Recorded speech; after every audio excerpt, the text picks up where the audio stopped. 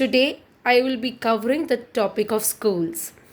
How do you work with a school and your child who's struggling with ADHD?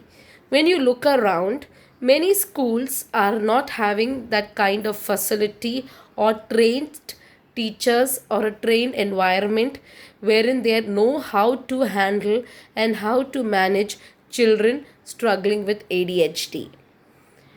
Many parents dread sending their children to school also for the very sheer reason the child's sitting tolerance is very limited and in some cases as good as nil. Another thing is the child is highly distracted, and because of that, they're distracting the class or they're just walking off, making it inconvenient for everyone. Now, what do you do in such situations? See, between from below 6 years age children, I assume they are in play school, nursery, or kindergarten. That is the formative years. Please do not restrict the child by keeping it in your home in the four wall confines just because the child is having ADHD and not sitting distracting the class.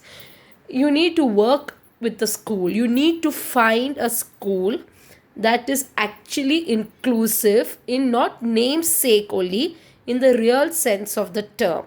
Secondly, play school and nursery, you can work with the teachers to have if there's a 3 hours class, start with half an hour to 45 minutes or maximum 1 hour, and slowly increase it. Let not every action of the child need to be made a big mountain out of. If the child is walking around the class without distracting somebody else, the teachers should be accepting that, because it is a child is genuinely not doing it. It's just that the child's hyperactive and sitting tolerance is less. So there are various ways in which you can work with the school. So first, so that for them to work with you and you to work with them, firstly you need to be open about the actual situation of your child. Then you need to have a good follow up with the school. You need to have a regular contact, daily consistent contact with the school to see ways how to make them work. So I'm sure till senior KG, it can highly be workable, because you can work on the number of hours and slowly increase it. Some schools allow the parent to be a shadow teacher. Some schools ask you to be a shadow teacher. In play school and nursery, I do not feel the need to keep a shadow teacher. In that 2 to 3 hours, you can first start with half an hour to 45 minutes thing and slowly increase it, because they have a lot of fun filled activities. So play school and nursery, usually kids, they are hyperactive, kids are a little hyper, but it's not the entire 2 to 3 hours that they'll be hyper, because they do have physical activities. There you will see the child is very interested, or they'll have some games, sensory related games. So your child if will be interested in something or the other, so they will fit in. But when they go to junior KG, senior KG, in some cities it's called PP1, PP2, and majority other cities it's called LKG, UKG. There is a little of a struggle, because along with play, alphabets are introduced properly, numbers are introduced, nowadays even phonics. So there you need to work it out. How can you work it out? Can you shadow the child? Again, play junior and senior, I don't think is more than 3 to 4 hours. Work it out. Work it out with the school. If the school is not flexible, if the school is not cooperative, red flag, please move out. You will definitely find a better alternative. Okay, so you could start with few hours, then if you could even start with you shadowing the kid or get a shadow teacher. So this is up till UKG. Then you can cut down on the number of hours what is missed. You need to do that with the child. Then It's see, it's a joint venture, remember that. When your child is, even if the child was not struggling with ADHD or with expressive speech delay or anything else, still just expecting the school, the teachers to do 100% work is never a correct option, is never the correct solution. Okay, if you, the child's overall development, overall growth is a combination of everyone's efforts and many things: teachers, parents, caregivers, the child themselves, the environment, all those factors. But now that a child is struggling in certain areas, the effort from every area possible has to be more than regular. So if the child is going only for a limited hours and missing on 1 hour a day, then that 1 hour, whatever activity has been done, needs to be covered by the parent or caregiver, whoever is going to take up the child's that fun filled activity or studies or whatever.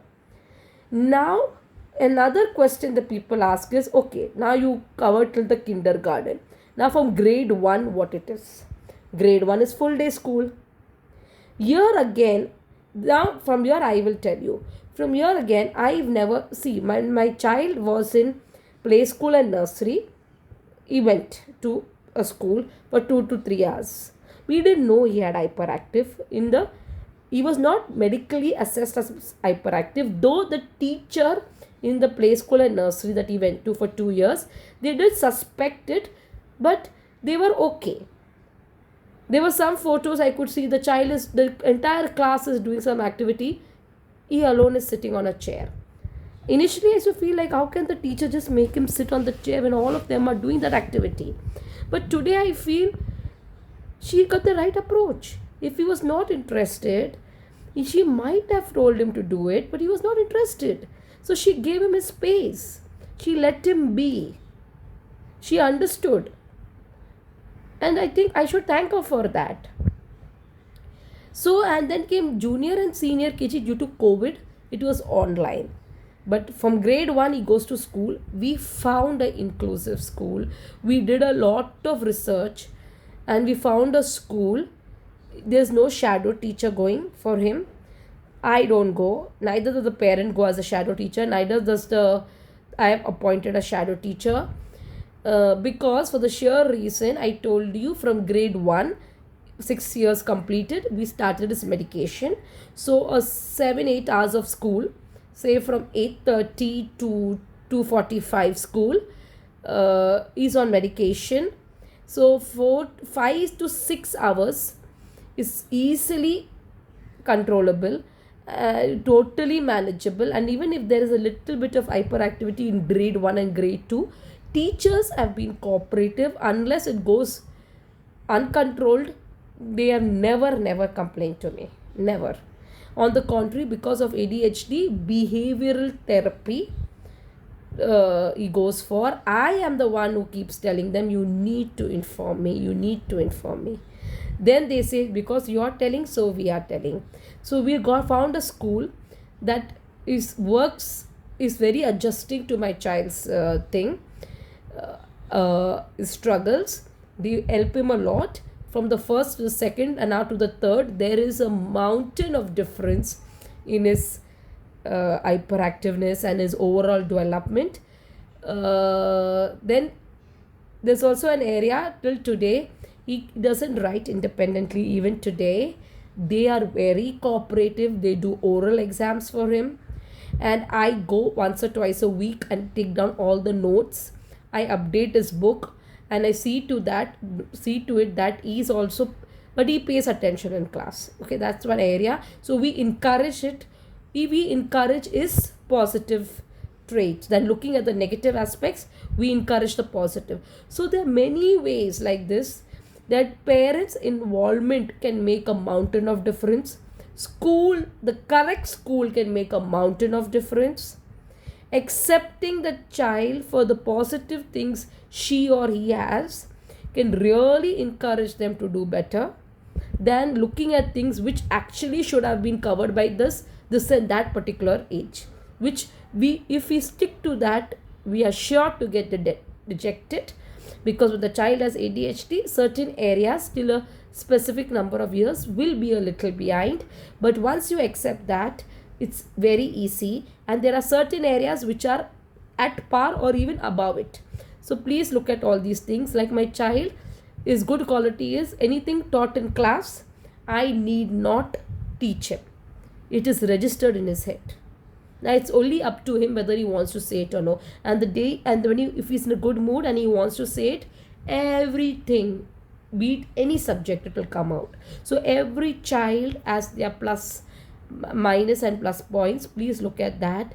Please look at schools who are accepting children struggling with ADHD. If they don't know but they are open to know, you can even find schools that have a special educator. My school has nothing of this type.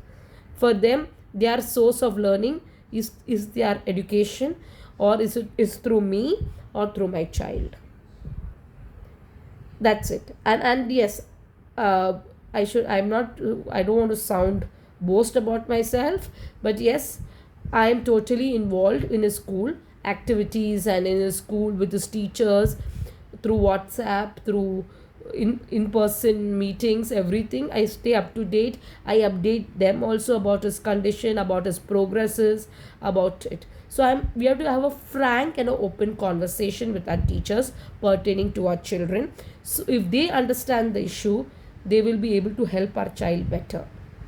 So I hope this all helps you guys in taking an informed decision about schools for ADHD children. Thank you.